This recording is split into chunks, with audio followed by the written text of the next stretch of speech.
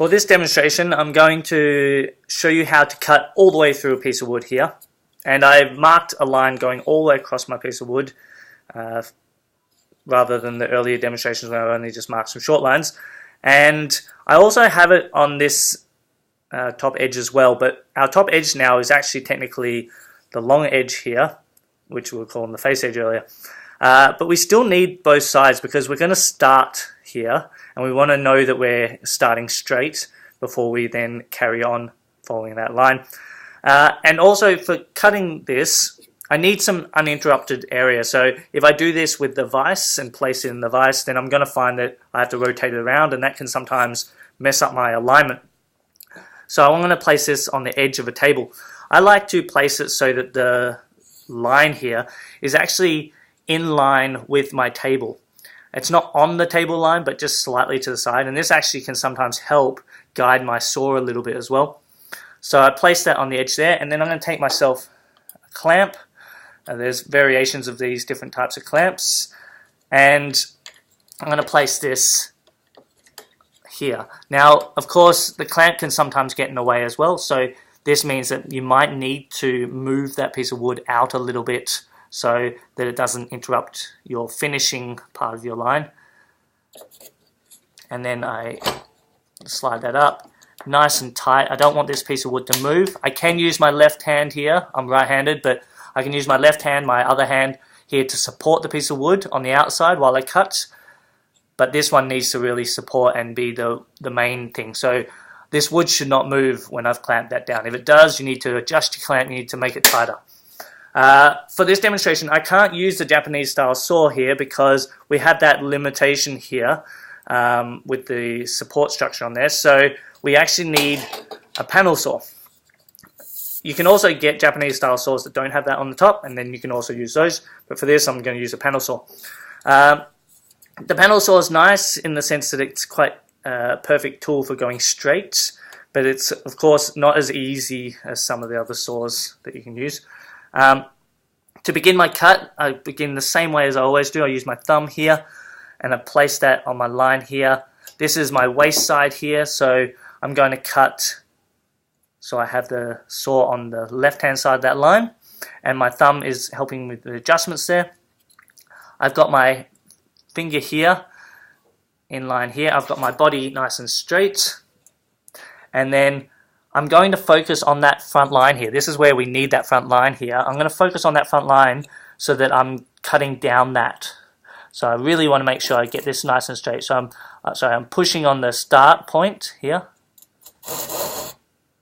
and then pull back, and then pushing, keeping my thumb there till I'm happy that it's not moving anymore.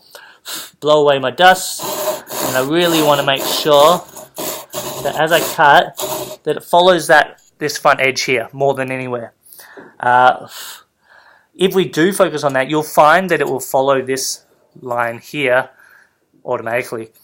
So now that I've done that, I've followed that line down here nicely, and it's in position. I don't need that thumb in position anymore. I might just use that hand here now to support my piece of wood, and I'm just going to now really focus on following that line, making very small adjustments if I need to.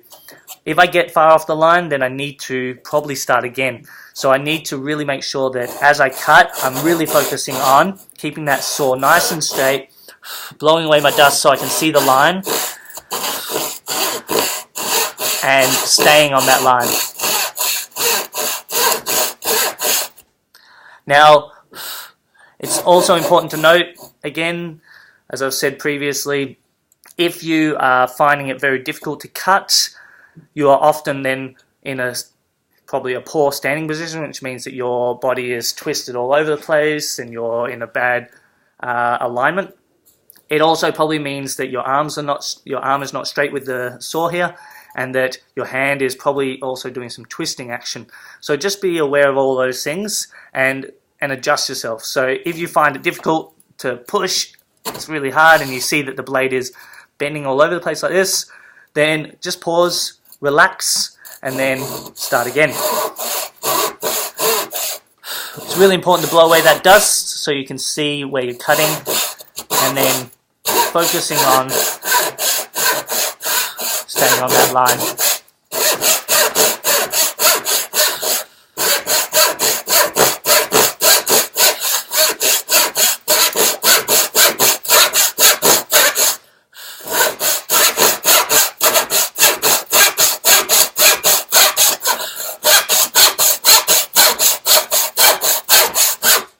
Now this is where it's crucial that you've made a nice straight line, because if you make a bit of a messy line or you have multiple lines on there, it's going to be very hard to follow perfectly. So really important to start properly.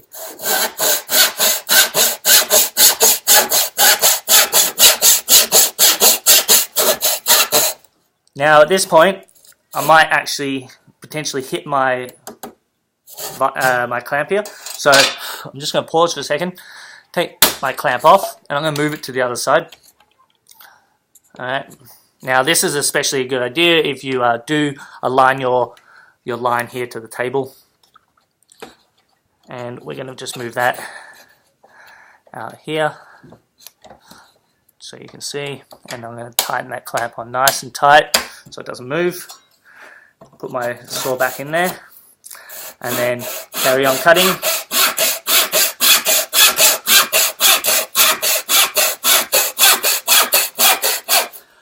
Now when I get to the end, I'm almost reached the very end, I want it to go nice and slow. This is the point at which the wood often snaps. The wood will snap away, and then you end up with this big sharp piece of wood that you don't want. So you want to go nice and slow just at the end to get very small cuts. And then it should literally cut through like that, nice and clean, and you won't have any breakaway parts on there. And then what you end up with, or hopefully end up with, is a nice square line. To be sure that your line is square, you can take your set square, your L-shaped ruler, and you can actually place that against there. And if it's nice and square, if the wood's also square, that's important, then you'll get this nice and aligned like that.